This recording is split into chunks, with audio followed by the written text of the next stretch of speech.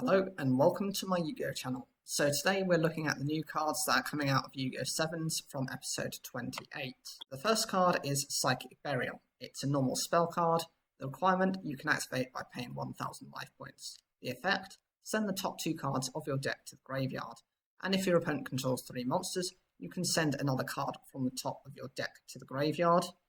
So the purpose of this is to actually set up your graveyard for some kind of revival.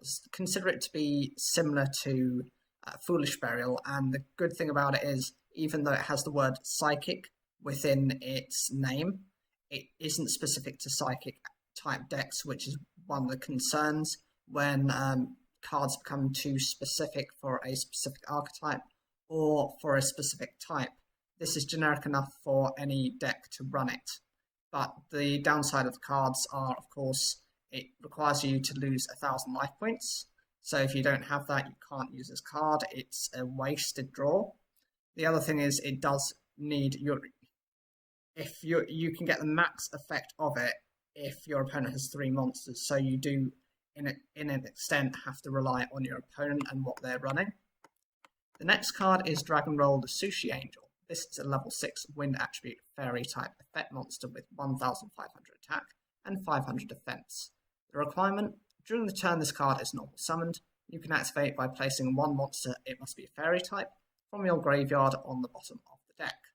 The effect is to draw 1 card. During this turn, you cannot attack with monsters level 6 or lower. This seems like a lot just to draw a card. Yes, you are reviving one of your fairy type monsters, but it goes to the bottom of your deck. That means it's actually more difficult to get that card back, as opposed to if it was in the graveyard, which makes it very challenging. The other thing is it prevents your lower level monsters from attacking. Even this card is limited by its own effect from attacking during that turn. Do you really want to sacrifice, a turn of attacking just to draw a card which might be a dead one? The next card is Monkey Roll the Sushi Angel. It's a level 4 Earth attribute fairy type normal monster. It has 1300 attack and defense.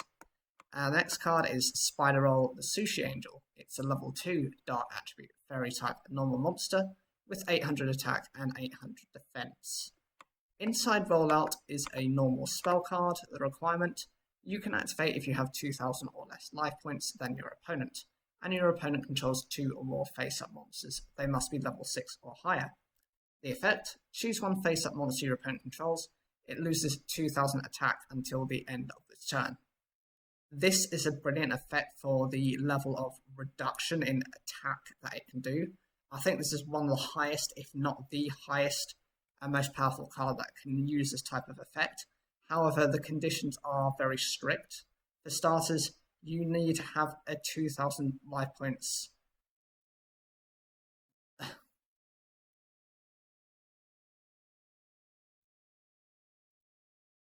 It has to be within a range within 2000 life points of your opponents.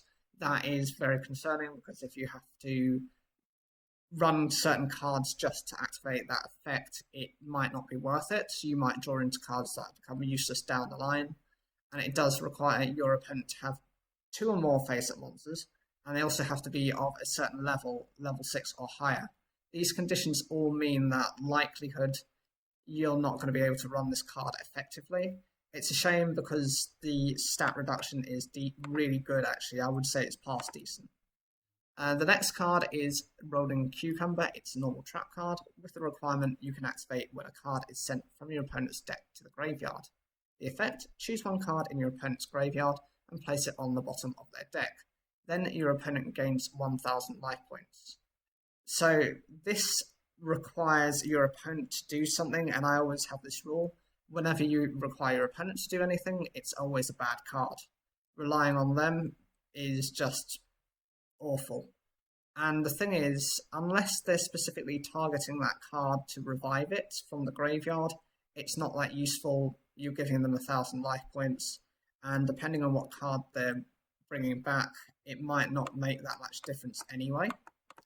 The next card is Rolling Voltuna. It's a normal trap card with the requirement, you can activate when your opponent adds a card from the graveyard to the hand during the opponent's turn.